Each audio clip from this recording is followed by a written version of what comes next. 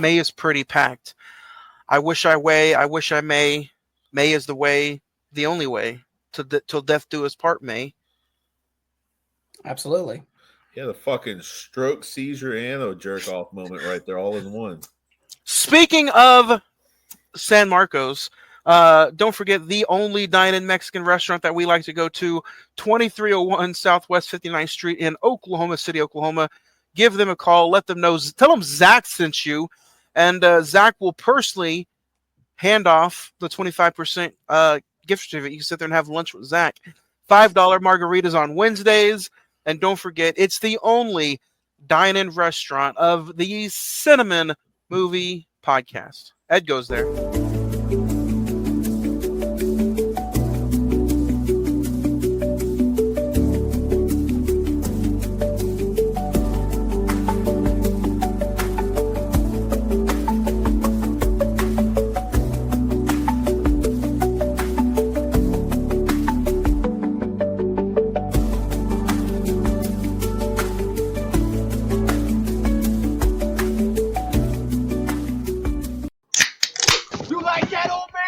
Want a piece of me? Do I feel lucky? Well, do you, punk? Good morning, Vietnam! I love the smell of napalm in the morning. You're gonna need a bigger boat. I feel the need for speed. I wish I knew how to quit you. Love you never having to say you're sorry. You do? You'll shoot your eye out, kid. I am serious. And don't call me Shirley. There's no crying in baseball! This is wrong, bitch. Hey, the Schwartz be with you. I am your father. Get you, my pretty. Take your stinking paws off me. May the force be with you. Here's Johnny. What up, film fans? Happy Tippy Top Tuesday. Welcome to another episode. Welcome to episode 344. Welcome to A Time to Kill. The Reconnaissance. Welcome. You're listening to a new episode of the Cine-Men movie podcast. I'm one of your hosts, Juan, and I am joined by the cast, the crew, Mr. Ed. Oh my God! Look who's back. Going Back man. Again. Back. Dude, Tell a friend. I've been sick. I've been late at work. I've been like... He got kidnapped by a cartel, let's be honest. And they had to bring him back. Hey, maricon, okay? Look. Not, He was abducted in plain sight. That's part of my recent watches that we're going to get ready to get into. We are going to just snatch on by and just rush in to recent watches. It's been a minute since we've all hung out and talked movies with each other. If you're listening to us, welcome to another new episode of the Cine-Men Movie Podcast. Welcome to episode 344. I'll kick us off right away with recent watches. Since the last time I have talked to you guys, I finished James Bond. Zach? I'm sorry. I am too.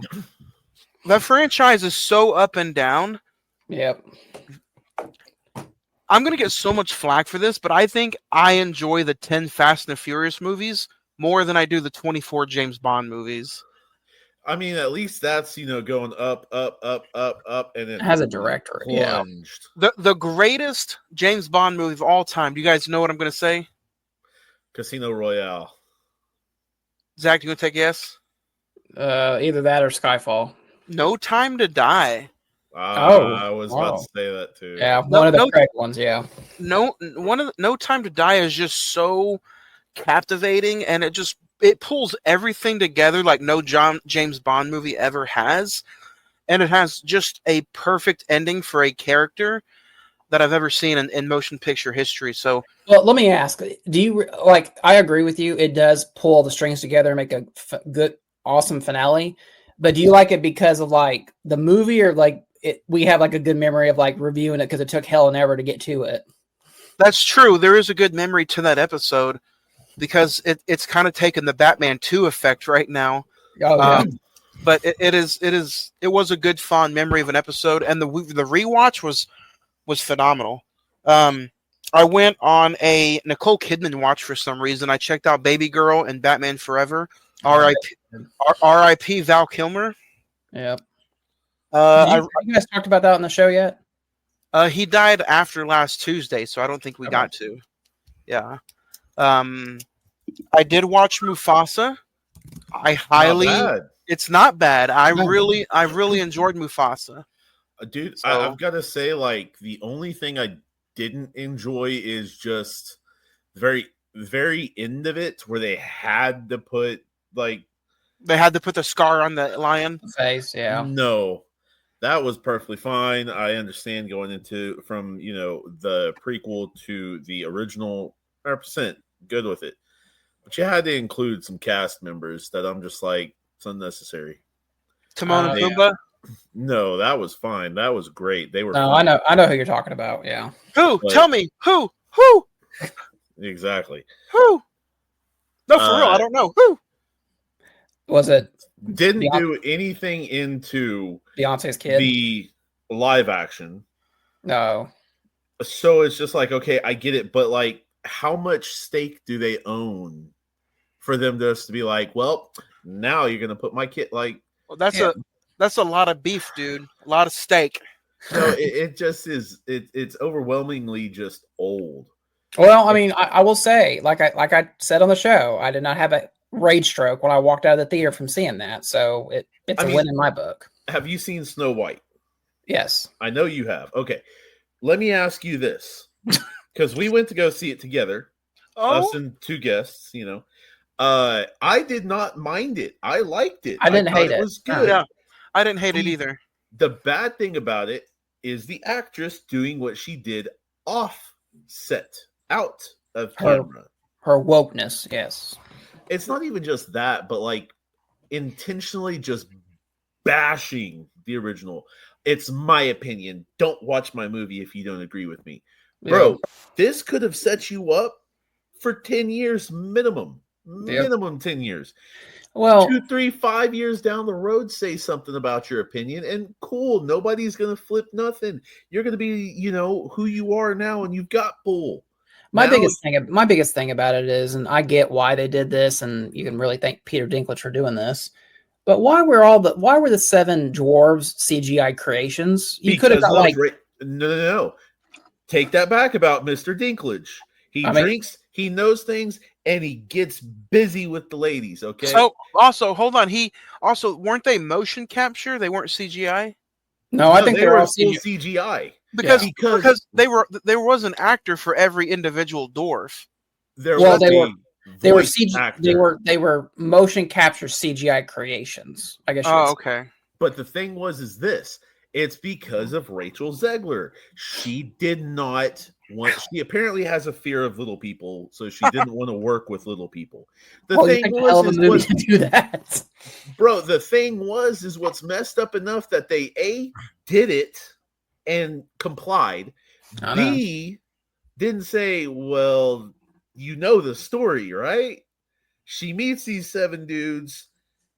And they save her ass and become her family at one point, right? You understand that, right? Family. Not only that, but in adding the salt to the wound, one of the voice actors is a little person. Salt to the corona. And I'm just like, bro, you could have got Brad Williams, you could have got Peter Dinklage, you could have had the dude that voiced the other character. There's so many little people that you could have gotten jobs. The Leprechaun. No, I mean, is he still alive? Yeah. Okay, dude. Well, no, we've lost Vern Troyer. We've lost Warwick Davis. He's still alive.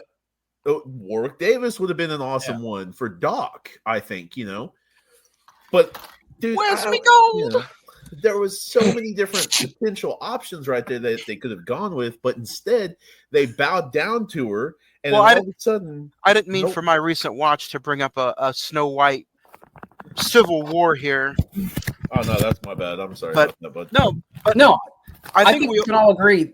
I think we all gave it we all probably gave it a 2. It's not good, but it's not like terrible. No, I think we can all agree. We can all agree that it's not nowhere near what people are making it out to be. I will give it a 7. Oh my god, dude! Hold on. Are we doing 10? Or we're not doing 10-star ratings anymore. We're 5. Well, okay, I gave it a 2. A 3.5. Oh, I would give it a 3.5 personally because you of love this. you love little people though, dude. Don't get me wrong, I think it was a missed opportunity. But okay, because of this. Gal Gadot was fan-fucking-tastic in that, dude. He's got a 2 months worth of rants about Snow White. Maybe we should save it for an episode, actually. She was fantastic. Not only that, but the transition from her walking down Whoa, that whoa, spiral whoa. staircase. We got to be careful with that word you said. Fantastic? The trans word you said.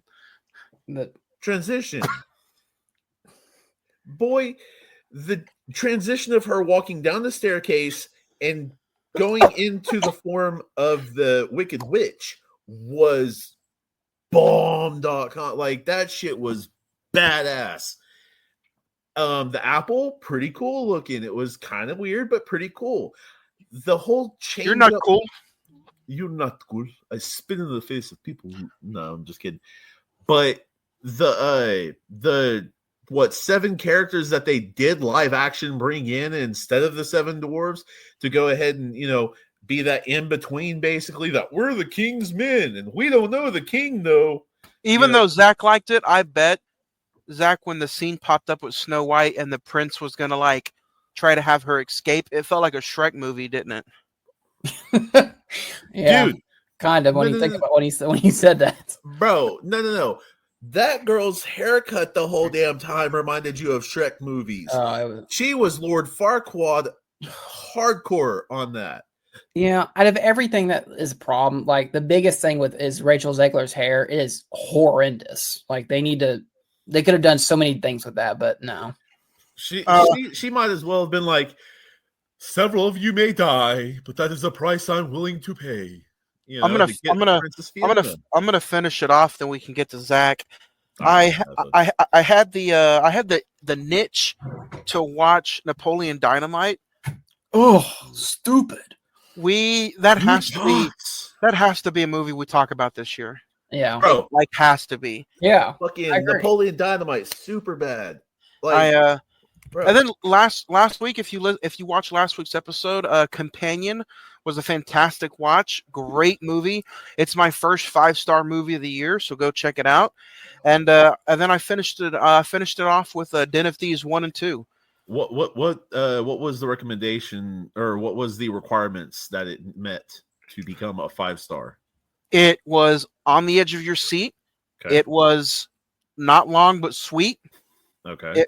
It was a very better second time watch, and we all know how second watches are with us. It has to outstand and outlast the test of time. Jack Quaid was phenomenal, and Sophie, what's her name? Thatcher. Sophie Thatcher was fantastic too, and it was a breath of fresh air of a dark horror comedy. So there you go. Really liked it. Okay. That's it. If I had to recommend anything, Companion and Den of Thieves 2. Zach, what about you? So, finishing up some shows that had their finales. Reacher on Amazon Prime had a great finale. Daredevil Born Again has its season finale tonight. 1923 had a fantastic series finale. 2 seasons. I think they're 8 episodes apiece. If you love the Yellowstone series, you'll definitely you'll enjoy it. It has a lot of setup for the other shows. There you go. The Last of Us season 2 started on Sunday. I'm doing a rewatch of season 1. I have like the last 2 episodes. Looking forward to what's going to be in store for season 2. And then movie wise, went and saw Drop, the new Blumhouse movie. Really good. Fantastic. It's actually a very good psychological thriller, a throwback to a Hitchcock movie. And Johnny, you'll appreciate this, the new A24 movie, Warfare. There you go. No, between Drop and Warfare, and I think we might go see The Amateur tomorrow. We'll have to see. But there's actually some pretty good movies in the theater right now. So Go check out Drop. Go check out Warfare. The Last of Us on Max It Up. And Daredevil, Born Again on Disney Plus and 1923 on Paramount Plus. Ed Wood, what about you? I want to see you drop. You drop. Ed, you check anything out recently in the last 7 years? Honestly, most of what I've been checking out is this guy right there. Is that the sequel to the Jackie Robinson story? Negative. That is a water-based guide. Oh, so you're learning how to water-base some people. I mean, technically, I guess some systems. Nice. Snow White, definitely already know, was one. We have actually caught up to both the UK Ghosts as well as Ghosts USA, and then With Patrick Swayze. Negative. Oh. That's just Ghost. That was just him. Johnny's got jokes today, so wait till we get to the actual conversation piece of the show. Ghosts, on the other hand, is a show about several different time spirits that haunt a house, get two living companions that come up, and one of them almost dies in both the UK and the US show, and the female who almost died can see the apparitions and the spirits now, and can talk to them and all that, and tries to help them with the random events that happen. Nice. What do you check that out on? So that, oh crap. It's probably if I'm not mistaken, it should be Paramount. Yes. Yeah. It is Paramount. You can also check it out on Pluto, Fubo, Nice. CBS, Hulu, Amazon Prime, and YouTube TV with a premium subscription. So there's that, and that is both. As well as apparently there's an Australian Ghosts coming soon too. Oh hell yeah! If you guys want to check out what we talked about last week, like I said, we dissect and talked all about Sophie Thatcher, Jack Quaid, and Companion. It's available now wherever you listen to podcasts at. Just search our social media links right here. Ed, what are the social media links? Let all the great listeners know where we can find us. Facebook.com/The Cine-Men Movie Podcast, THECINEMOV or MENMOVIEPODCAST. Instagram /The Cine-Men Movie Podcast, same spelling. X at Cinnamon405. That is CINEMEN 405. The email is at cinnamon921@gmail.com. Go ahead and leave us some emails, some replies to some of our questions, as well as some answers to what we've done in our top fives. We love to hear from you. We love to hear anything from our people out there in the podcast world. Our people. You know. Next week, we are going to have a fun episode. Next week is one of a kind. We are going to have a top 5 episode. And it's also going to be the physical media portion of this podcast. So next week's episode, we're not talking about a movie. We're not reviewing a specific movie. We're talking about the importance of physical media. And we will list our top 5 favorite physical media pieces. That's next week. But this week, let's dig into our subject matter. This week, we're talking all about A Time to Kill. It is the Matthew McConaughey is what we're going through this year. This year is completely dedicated to Mr. Texas Chainsaw. So today we're talking about A Time to Kill. We're not talking about that. So don't even set that up. Oh, no, it's coming. It's coming. IMDb currently has it at a 7.5. Rotten Tomatoes is at 67%. The Metascore is 53%, while the Letterboxd is at a 3.7 out of 5. With a $40 million budget, it grossed a little over $152 million at the box office. Starring Matthew McConaughey, Sandra Bullock, Samuel Jackson, Kevin Spacey, Oliver Platt, Charles S. Dutton, Brenda Fricker, Donald Sutherland, Keither Sutherland, Ashley Judd, Any relation? Tohina Stewart, Chris Cooper, Kurtwood Smith. Oh hell yeah! And I know we got some other people in there. Anyway, this is a star-studded cast, written by Josh Grisham with a novel from A Time to Kill, and directed by Joel Schumacher. A young Mississippi lawyer defends a black man who has killed the two white men that raped his preteen daughter. Zach, we'll start with you. Do you remember the first time you'd seen A Time to Kill, and what was it like revisiting it for the episode? Oh, it's funny. This movie got a Razzie nomination. Honestly, the first time we saw this, and this is going to sound kind of weird, I saw this in a high school sociology class. Like, they divided the movie up like over 3 days, which I think this is why I have the trauma of, I feel like this is like a 3.5-hour movie. But I just remember being just kind of uncomfortable the entire time watching it for the first time, which, obviously given the subject matter. And then I always had it like really high up in my McConaughey movies as like, oh, that's such a good movie. This rewatch, man, I was floored by it. Like, I was like, it's 2.5 hours, but it flies. And I'll just go ahead and say it's a damn good movie. What about you guys? The first time I watched it, it was definitely an uncomfortable movie. It was a movie I was like at 7, 8 years old. My dad picked it out to rent it. Wow, that's all I could say, just because of how much trauma it gave me personally. Yeah, you set that up at the end of last episode because I'm kind of curious what the trauma was. Yeah, just watching this at like 7 years old, dude, seeing a little black girl walk home. And the movie just starts off with that. It makes you feel super uncomfortable. And there's so many uncomfortable scenes throughout the movie. But this time around, I haven't seen this movie in about 5, 6 years. Absolutely love the watch. I had some issues with the physical copy.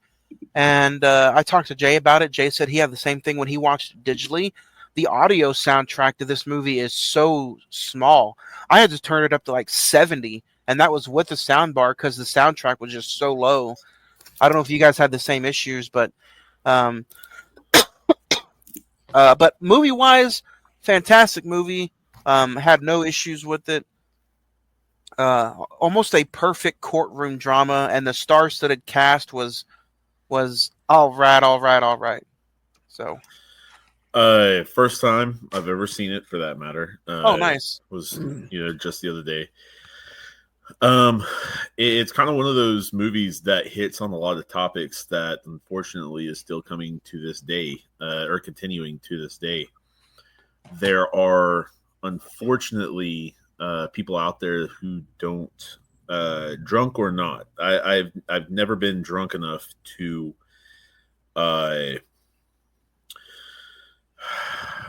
I don't know what you'd call it, to accost somebody, something like that. I've never been drunk enough to lose control. Not even that, man, to black out and all that stuff. Because don't get me wrong, there's been plenty of times to where me and my wife have drank. I've drank with you, Johnny, plenty of times. And there's never been a time in my life to where I have a blackout, to where I'm missing, memories, or I woke up and found myself in some slammer not knowing why I'm in there, kind of thing. I've been married for quite a while now, and not one time has. Well, these two guys at the beginning of this movie definitely did not pass out and not have any recollection of what they did. No, they were full aware of it. I mean, don't get me wrong, 2, 3, even 5 beers, you're full aware of your intentions and you're doing it, in my eyes. So let's talk about this movie. This movie is 20 years old, 30 years old next year. I took a step back because I rewatched Batman Forever, and I'm like, oh my God, the same director directed both these movies. Mm-hmm. R.I.P. to Val Kilmer. Joel Schumacher is a great director in his time, but he did kind of almost completely murder the Batman franchise. But give or take, dude, A Time to Kill, this recent watch was phenomenal. I don't know. I think you can put this up there with any courtroom drama, and with those performances, I think it nails every single one of them in the park. I'm going to get some hate mail, but I put this up there with To Kill a Mockingbird. Yeah. It deals with a lot of the same stuff, unfortunately. Yeah, and And to think that this was Matthew McConaughey's first full-time big movie as a performance, I'm like, dude. And the funny thing is, when you say that, I mean, he is obviously the lead actor, but he's like third bill cast behind Sandra Bullock and Samuel L. Jackson. Yeah, he wasn't even supposed to be in the movie. He was on the Two Bears One Cave podcast a little bit ago. I don't know if you guys hear that. I think I have seen the episode you're about to talk about. Bert Kreischer, who's going to be in Oklahoma City soon. Yep.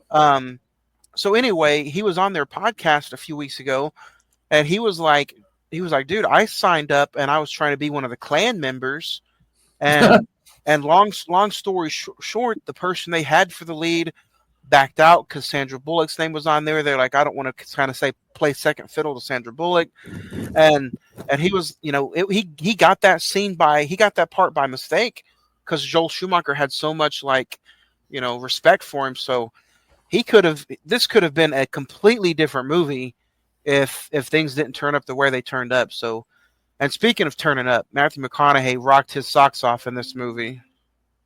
So yeah, because I'm looking on here because it says Joel Schumacher originally wanted Woody Harrelson to play the lead role, and Val Kilmer was also a contender for the role as well.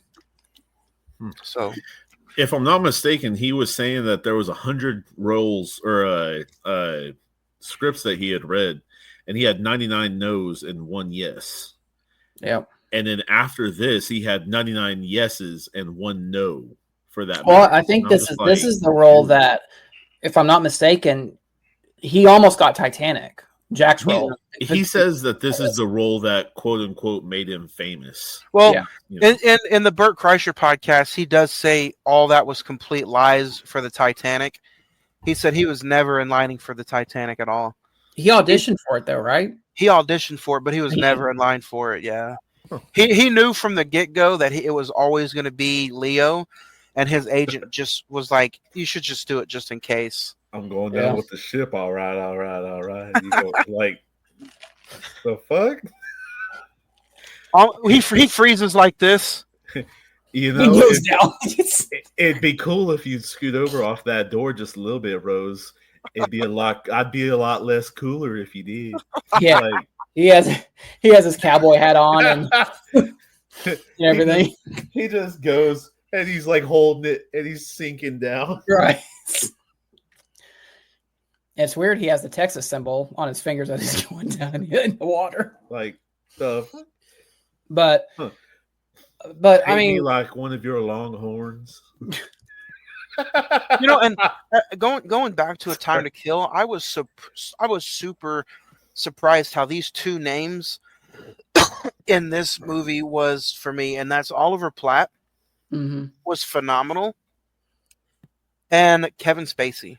Oh, Kevin Spacey. I wanted to hate him. Say what you will about him, he's a damn good actor. I know it was kind of like bittersweet, but I hated him so much in this movie, even in the rewatch. But I'm like, man, his acting, playing the just slimy, the slimy Southern slang that he also had. He sounded like he was from that Southern Miss territory. It sounded like he might have been part of a cow patty at one time. Well, the funny thing is like I know McConaughey says the character's name in the movie, but I had to go back and see the list of characters. His first name is Rufus, so like right off the bat, that's going to be like the villain of the movie, or like the morally corrupt character, or the opposite of what you got against Rufus, man? What happened there, dog? Rufus Buckley. That doesn't sound like a asshole. Rufus Buckley. Yeah, you're right now. But you can tell, like, it was a very much like politically driven character. Like, I'm going to do this case so I can get governor or whatever it is. Which I mean is not a bad way to look at it, because that's how most top senators become in the positions that they're in. But yeah, he played his character to the tit. He was like perfect. Looking back at it, we can sit here and praise the whole cast almost. I'm going to sit there and say there is not somebody misplaced in this movie. No, I totally agree. Kiefer Sutherland played a great over the top Klansman. Now, I will say there was some scenes that I thought were maybe over the top. And this is the only kind of, it's really a funny negative too, but it's the only negative I have is like when they're signing up for the Klan, Kurtwood Smith has like a contract or an application that they have to sign and fill up. And No, like, hey, I think that is a real thing. but it's just funny. It's like, well, here's a contract. Now go ahead and get your 5 whitest men you like, and make sure they have the same the same hate you do. So is it bad? Is it real bad that during those scenes I kept thinking of Django Unchained? No, we do not have an extra bag. Is that bad? I was thinking of that 70s show. I'm like, okay, he's gonna call him a dumbass anytime now. I'm gonna put my foot in your ass. I'm like, the hell? Dude, no. Aligning with some, but the thing I could not get out of my head because he had the same damn look about 10 years almost later. Kiefer Sutherland, because one of my favorite movies is The Lost Boys. And yeah, dude, it is the same look. Like, it was in 1987 and this is in 96, and he looks so similar. Put a leather jacket on that motherfucker, give him some eyeliner, some red, and send his ass at night and go, like, so it just, I couldn't fully take him serious just because of that, but the rest of it, I was like, damn, dude. Well, like, and for me, I've always liked Kiefer Sutherland as an actor. I've seen all of 24, so it's just weird seeing Jack Bauer as a Klansman. It's just, I thought he was going to turn around. It's like, you're all under arrest now. I got you bitches. What? And you know I that can't see fucking shit out of this thing. you know Kiefer Sutherland and Donald Sutherland are father and son, right? Like know that they're like related, right? Oh, let them do the math. Let them do the math. Who are you talking to? You mean I was talking ahead, but you mean Lucine and Freddie were related? You know what movie I always put Donald? I know Donald Sutherland. You know what movie I always picture him? Not Invasion of the Body Snatchers, because that's a classic Donald Sutherland movie, but I always picture Puppet Master. Not the Puppet Master with the little crazy creatures, but Puppet Master, where he like it's a weird sci-fi movie, but that's always every time I think of Donald Sutherland. And let's talk about Miss Sandra Bullock in this movie. Oh, man, how perfect was she being my daddy's rich, I don't need money, I just want to do what's right for this case. It's rare on stuff like that, and I mean, don't get me wrong, especially back because she had a good Southern accent too. I think they all did. I think they all nailed the Southern accent perfectly. Was it too over the Mississippi top though? Like, what do you mean? Like they really wanted ain't nothing but like they really wanted you to know that they were in Mississippi. Whether it was making everybody look super hot and sweaty, the Southern twang. Yeah, Ashley Judd did do a very good job as the wife, but like, why is she sweaty in every scene that she's in? Because Mississippi is hot. That's just the Southern. Hot. That's the Southern heat of M-I, crooked letter I. You are stupid. Down here below the Mason-Dixon, it's hotter than two bitches in a wool sock on a hot Sunday in church.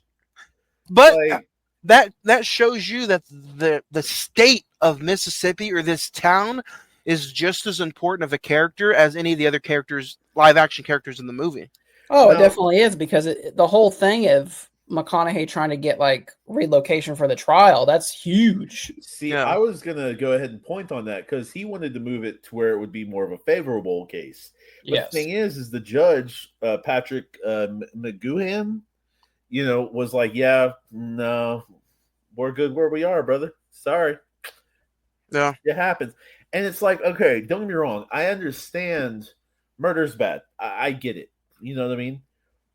But that's not what your back tattoo says, but go ahead. Oh no, that's a Grim Reaper. You laugh. I'm not fucking playing. I've got the Grim Reaper on my back, dude. Well, not- you know, Zach's like, prove it. This episode turned real dark all of a sudden. Wait till he But- takes his shirt off. we ain't going Hey, there, listen. okay? I You ain't trying to joke. get He this will banned. do it. I'm not. He will do it. I ain't trying to get this banned, okay? They gonna be like, sir, that was nudity right there. No, but not getting it moved, like that judge understands that that's almost you might as well go ahead and kill him. You might as well put him in the gas chamber. So why not Or, also you know. like? Couldn't they also maybe instead of making the jury from that county, couldn't they maybe bring in from other counties? Supposed to not, no. Or at this point, if you're Mississippi, you're all born, bred Mississippi, Ole Miss, Mississippi, doesn't matter. Mississippi is as Mississippi does. Yeah, you know. Yeah. So I mean, the thing is, if I'm not mistaken, it's supposed to be. Have either one of y'all been called up for jury duty? Negative, and I don't want to. Well, I mean, I have Well, once. you're gonna get you're gonna get a letter in the mail tomorrow, Johnny. You better get prepared yourself. What if what if I don't go? I wouldn't recommend Better it. have a damn good reason. And I have the vid. Yeah, they probably They don't care no want more. some tests. Don't care. I'm not Republican or Democrat, so I can't go. They don't give a damn. But it is supposed to be from your county, from a jury of your peers, stuff like that. That are like, okay, so if you or I were going to trial, okay, neither of us could be on jury because I'm related to you. Same thing with you, though. Neither of us could go and be on a jury if you went to trial, and vice versa on either one of us, because we've been in so many of these damn things, as well as we have history and employment and stuff like that. So, to my knowledge, like if your friend, if you know them or anything, Wait a like minute. that, you They can't pay be you. a part of it. They pay you for jury duty. They do, but it ain't shit. So what if they call me up and I have to go, but I work? Which one's more important? Jury duty. Oh, please call me. Take me. Let me do a 3-6 month long case of jury duty.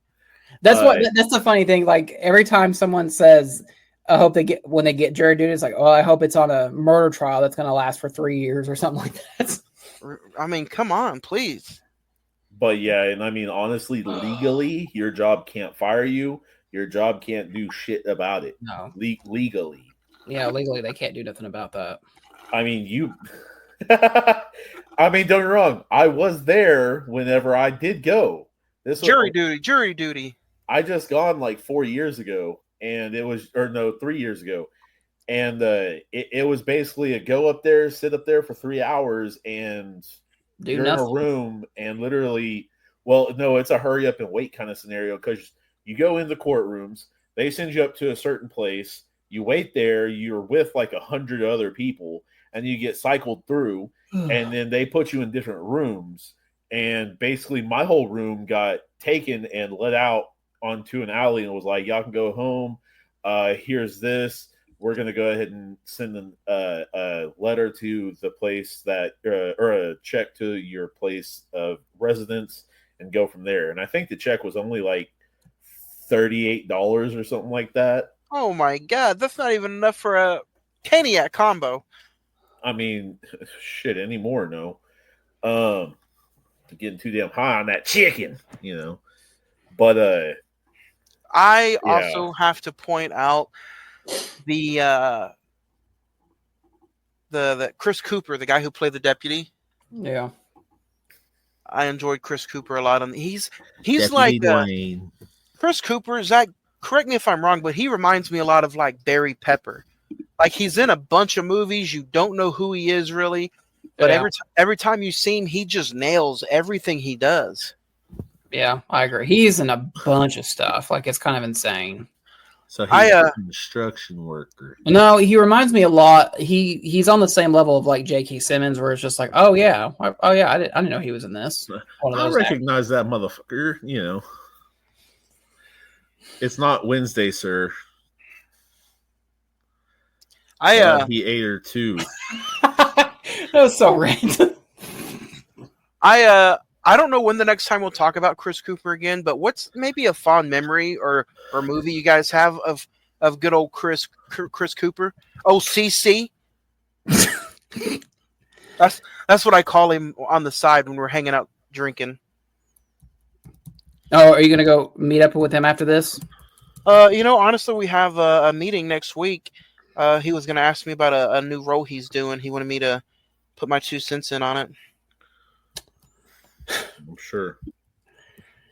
I don't know, man. I'm looking at his filmography. Probably the first time I actually saw him was probably The Patriot with Mel Gibson.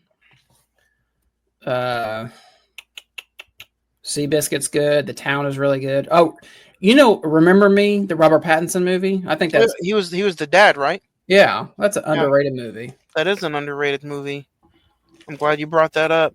1 star for Zach. I'm always going to remember him. Ed, you probably know this too. I'm always going to remember him in I just had it on the tip of my lollipop tongue. Jarhead. He played the lieutenant. Yeah, that's right. Yeah. And he's one of those actors. He can just act with his eyes. Look at me. Look at me. I am the captain now. Look at me. He is always acting with his eyes. The way he squints, he can tear up just instantly. But yeah, I liked him in Jarhead. He's in a lot of shit with Jake Gyllenhaal. Yeah. Yeah, October Sky. Well, yeah, October Sky, Demolition. What'd you guys think of his Norman Osborn? Yeah. He wasn't terrible. He wasn't terrible, but it wasn't great. Oh, come on. Don't lie. Don't sit there and lie. No, just because he's not your tip of the Willem Dafoe, A24, I'll show everything and everything. Hey, you're the one who gone ahead and made us understand that one film, okay? Oh, and I ain't talking. I was about to say you are the motherfucker that did that, bro. Have we ever talked about Antichrist in a format on this show? And we're not going to, so don't even think about it. There's a great joke. I always go back to it. I think it was when we did our top 10 favorite movies of all time. You remember this, Ed? Where I brought it up and you were just like, Antichrist is like, no. The way you talked about it was like the German edition. It's just like busting out laughing. Ed enjoyed it, okay? He came over one day and watched it with me. That's how much he enjoyed it.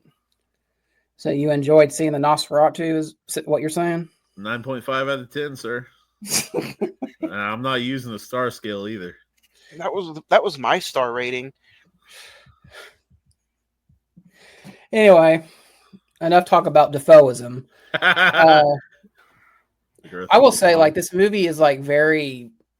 I mean, it's shot kind of basically, but I will say that the opening, obviously, the rape sequence is actually well done in the sense that it's shot. It's kind of cut back and forth between like the first person perspective of Tanya, but also kind of like, I want to say like shaky cam, or like you don't see like the actual full rape, but you see like her hand or her clothes being ripped off of her back, or like her. It's almost like a documentary shot. Yeah. Traumatization. So I guess that leads into like the moral ambiguity, the moral statement of the movie. Thank you. Mm-hmm. The moral compass of the movie. I don't have kids. Eddie, don't have kids. Obviously, Johnny, you do. If something happened, if that happened to your daughter, would you go full Carly on them? This is the first time I watched this. I won't sell this podcast to the feds. You're safe. You can say. This is the first time I watched this movie since having a daughter, and I'll just say the ending speech that Matthew McConaughey said, and then when he said what he said at the end, it got me like in a ball of like. I was like that Arthur meme where he had his fists doubled up like this in the Arthur meme. Yeah. You know what I'm talking about? Yeah. And you know what? I would do the exact same thing. I wouldn't even care if I lived to see the next day. If something like that happened to mine, you best believe I'm gonna ask, I'm gonna borrow, I'm gonna somebody's getting castrated. I'll bring shovels. Yeah. So you're gonna go John Wick on them, is what you're saying? Yeah. I don't know about a gun though. I think I might. That's another conversation. But yeah, I would do the same thing. But it's interesting. I mean, like Carl Lee is free. Carl Lee is free. It's funny that you say that. I mean, the first time you watch this, you don't have kids, but then the second time, you do have a daughter, and so it kind of changes your perspective on what you would do in that situation. Yeah, and even the guy who played the dirty cop, who ended up getting his at the end of the movie, you're just like, you piece of chocolate garbage. Yeah. You is he the one that releases Sandra Bullock?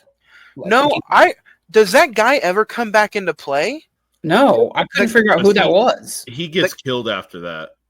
Okay, because the guy who let her go was just some random brawny looking guy. Like he looks he belongs on. Yeah, he looks like he belongs on a paper towel commercial. I was like, man, he just came out of nowhere.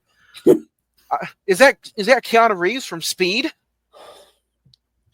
It was the Speed multiverse.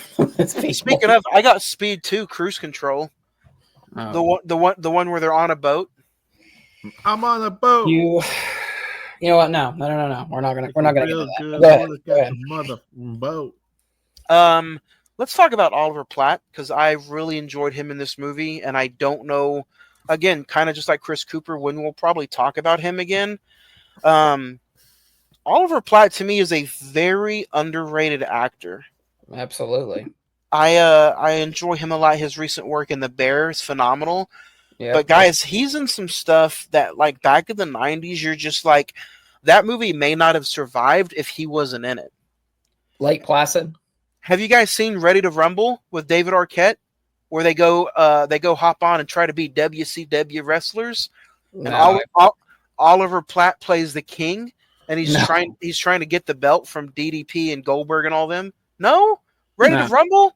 No. Do yourself a favor. It's WrestleMania week. Check out Ready to Rumble. It's a funny movie. Check it out. I thought for a second you said physical media episode's canceled. We're talking about that next week. Speaking of WrestleMania, guys, don't forget this Thursday, we're talking all about WrestleMania 41. We are going to have predictions. We're going to go through the entire card, who's winning, who's losing, and we're going to predict where the story goes after WrestleMania. So if you want that entire lineup in an episode, hang out with us this Thursday night, 8 p.m. We're talking WrestleMania 41 on the Cine-Men movie podcast. RIP to the sports breakers. If we talk sports, it's all going to be under one name. I saw the wrestlers on the promo thing that you just showed. I was like, God damn it! Like he really. Oh, you thought I was pulling physical media?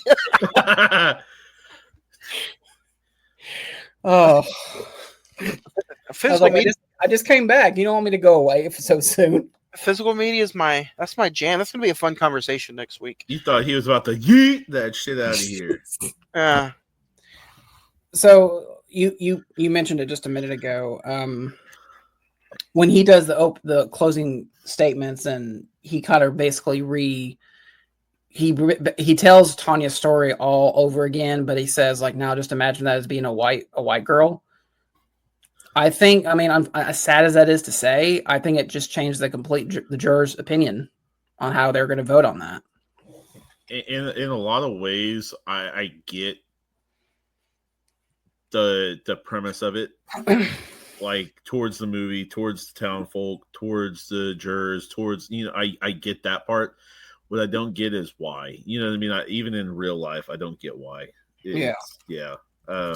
You know what's crazy about it? I know this is a touchy subject, and I know what time and day we're in right now, but the way this movie is shot and discussed in plain sight, some of the stuff that's going on right now towards some, I don't want to say like illegals, but some of the way the government is treating a lot of different people from a different majority of background, race, what state you come from, what country you come from. There's a lot of regular folk in our country today that are treating people certain ways just because they may not have originated from this country.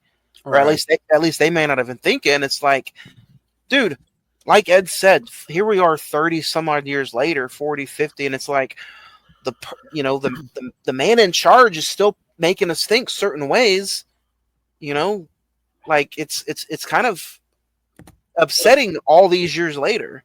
Like it's like we have not learned anything. I'm going to be honest. I'm surprised this movie didn't get like I'm not going to say like a re-release, but I'm kind of surprised it didn't get like a resurgence through some of the stuff that has gone on the last couple of years. Well, if you look at, I just found out this weekend that they took away like Black History Month. Martin Luther King is no longer a national holiday. They took away like a lot of these things, and the LGBTQ month and all that good stuff. Like Juneteenth is no longer a national holiday. Like they just took all that away this year, and it's still, I think, a holiday, but it's not recognized as a national, federal holiday anymore. Is that true? Like we don't get that day off work. We got to work that day, but like they don't. Then it's not a recognized national holiday anymore. Oh, interesting. It was signed off on January the 20th. Oh, And wow. it's Okay. yeah, and it's like, where are we going, and where has this movie? You would think movies. So teach us some MLK kind of Day way. is still a national holiday. Thanks for open though. They're not. It's not as like businesses don't really recognize it as it was back in the day. I guess. Don't get me wrong. Like, okay, the business you're with, they don't give a shit about nothing. No. None I mean, of it. Not like Christmas, when I not first Thanksgiving, started July with 4th, nothing. when I first started with this organization, we had MLK Day off, but in the last couple of years, we got to do like a skeleton crew, and someone's got to work that day. So, I mean, don't get me wrong. My job, bro, we don't get off for every holiday. We don't, but this Friday we're getting off for Good Friday. So I mean, it's one of the flex days that they use. But Christmas, we're off Christmas Eve, we're off New Year's Eve, we're off the entire week of Thanksgiving. It's just crazy. Like all these, all these things that have gone on with some people getting like shipped and thrown over borders and stuff, and it's like, they're people too. Why are we're still just backsetting decades and decades ago? But I don't know. I guess until it really happens here or to one of us, it's probably not gonna. He's always doing the right thing, but that's a whole nother conversation for another story. Matthew McConaughey, though, is doing the right thing every single day. You can catch him everywhere. He's been in Super Bowl commercials this year. He's been on different podcasts. There's something that dude has not. He's got his hands in almost everything that you could think of this year. he has a charisma that's very sickening. Like everyone wants to hang out with him. Have you guys read something that he has a distinct smell to him? Like it's not like a bad smell, but it's just like maybe cigarettes and whiskey and leather because he's always in leather. I've heard he does not use deodorant. I have heard that, but then again, supposedly, as far as males go, we either have a natural scent of vanilla or of urine. I don't know how true that is. This has been Matt, the Cine-Men movie smell podcast. Come back next week.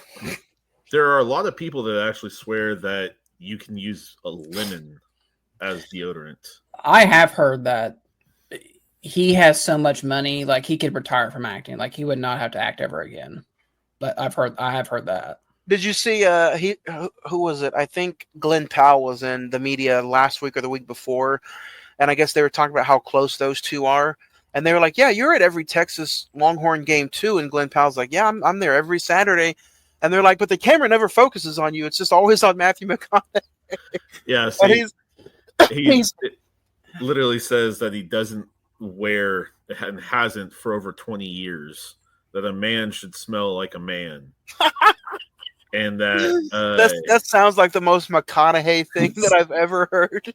apparently Kate Hudson, a co-star of his, has also stated that she doesn't wear deodorant either, and that she can smell him from a mile away. So I don't know if that's a good thing or not. No wonder when he's on the sideline at Texas games, he's the only one in that circle. They just leave him alone. They treat him like Bevo. There's like nobody around him. I didn't know they had Matthew McConaughey for barbecue. It's pretty good. I gotta tell you, I was in Texas just a few days ago, and already in April it was like 98 degrees. Oh yeah, and gas was $3.50, and I'm like, bro, I've had enough. Trust me. Yeah, you see that? Is that $3.50 too? That was from Saturday and Sunday at 87 and 94 degrees or 92 degrees. Ugh. So, at the ball fields, like legitimately, you see where my glasses are. Where? We didn't talk about Samuel Jackson. How would you guys say he did pretty good playing Carl Lee? He sold it. He sold the emotion of the situation and like the anger. He used his eye. I mean, Sam Jackson is very good at like conveying information, but he used his eyes a lot in this movie, and it really shows. Especially the scene where he found out the church was not going to give his wife any of that money. Yeah, and they were trying to play. It's crazy, and I kind of do and don't like it because it did show two sides to every story. And it showed how the church was like trying to also push the race thing too. Like, man, you gotta have a black man represent you. This guy's not doing anything for you. Yeah. And then he still stood up and was like, no, Jake he's doing me right. He got my brother off. I have faith in Jake. Jake's gonna help me as well. So that was pretty good. Yeah. Jake Sully. Yeah. Yep. Damn. Someone's pissed off. No. No. Any other thoughts before we go to favorite scene? So I'm going to ask you guys real quick before Ed goes off into his innocent or guilty. Don't wrong. The man in Texas who killed a rapist of his daughter got off on the same kind of thing, and he killed someone real life. Hold on. Did you hear about Cain Velasquez? Cain Velasquez in California, somebody attempted to rape and assault his child, and Cain Velasquez did chase him down the street and the highway, but he ended up catching him and he killed him. Well, hold on, but there's two different things right there. One, I am talking about a man in Texas. You are talking about a UFC fighter in California. Yeah. Two big differences right there. Texas is its own country. Practically. Really? Don't get me wrong, I do feel like murder is a serious crime. I do feel like murder is a serious charge. However, I do also feel like in cases like that, it is an eye for an eye in my thought process. Now, I ain't condoning it. I ain't commending it. But I'm not condemning it either. I personally think this is innocent. This is a man protecting his due diligence. This is a man doing his part of the family. And this is just a father protecting his daughter. Yes, maybe after the fact, maybe after the incident, true. But at the same time, I have never tried to accost somebody like that. I don't believe it's right to accost somebody like that. I don't even try and accost my own wife with something like that. Don't get me wrong. If it's no, it's no. It's simple as that. I agree with Sam Jackson. Innocent, free the man. And then he's got to go lead the Avengers. Yeah. So. You an eye for an eye. So take his eye out and then set him off to the Avengers. Get a cat to scratch. He ends up doing Jackie Brown after this. So Sam Jackson ended up, and we're going to be talking about Sam Jackson too here in a few weeks when we do episode 3, Return of the Sith or Revenge of the Sith. You get it right, sir.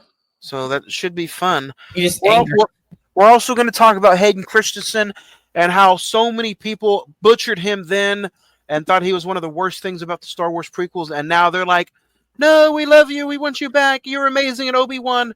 You guys had him then, and you cost it. You lost it, bro. The glazing is impossibly crazy. It is crazy, and we're going to talk about that too in just a few short weeks. But before we get there, did you buy your tickets for the re-release yet? Not yet. Not. Favorite scene? Bitch. First off, Mr. Rock and Roll. Okay. Favorite scene, Ed? I'd probably say the gun down scene when he popped out of that closet with the M16 was like,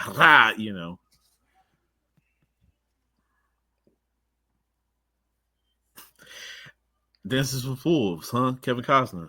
That's a corny motherfucker right there. My favorite scene would probably be the scene where Matthew McConaughey finds the bomb, the guy trying to blow up his house. Yeah. Is it the red wire or the green wire? And then the scene wherever he is trying to look for his dog, and Oliver Platt comes in and just delivers that bomb speech about, walk away while you still can. Your marriage is Roxy. You could lose your career. And he's like, your dog is dead. He's telling him every single reason to step away. And Matthew's just like, Jake's like, I can't quit. There's no way I can quit. I'm in too deep. I need to do the right thing. This is the right thing.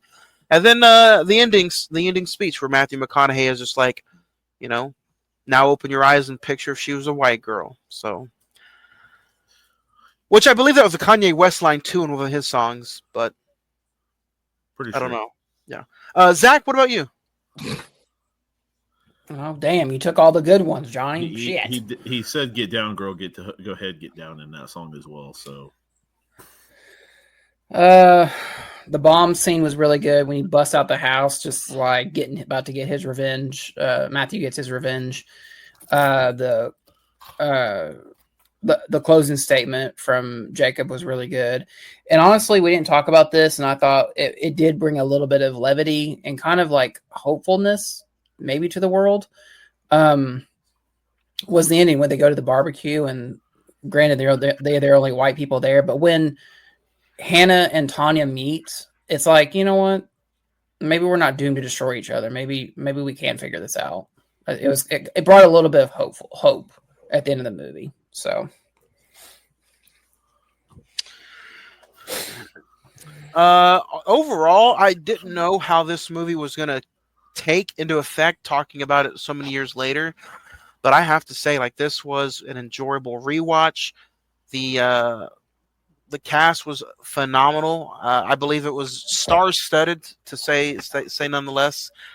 And then this movie is just setting on the focus of the coattails of the performances of Matthew McConaughey, Sandra Bullock, Samuel Jackson, and Oliver Platt. So I'm going to give this movie 4.5, 4.5 stars. Ed, what about you? I'm going to go ahead and go 4 out of 5 myself as well. This movie, I did 4.5. Oh, my bad. 4 out of 5 myself. This movie brings up a ton of hard topics. It really does. And to anybody who watches this and goes away laughing or joking about this or anything like that, you haven't experienced much ambiguity in your life. You haven't really gotten much disservice done in your life. So look deep inside yourself. It's my big thing right there. Edward gave it a 4. I gave it a 4.5. Zach?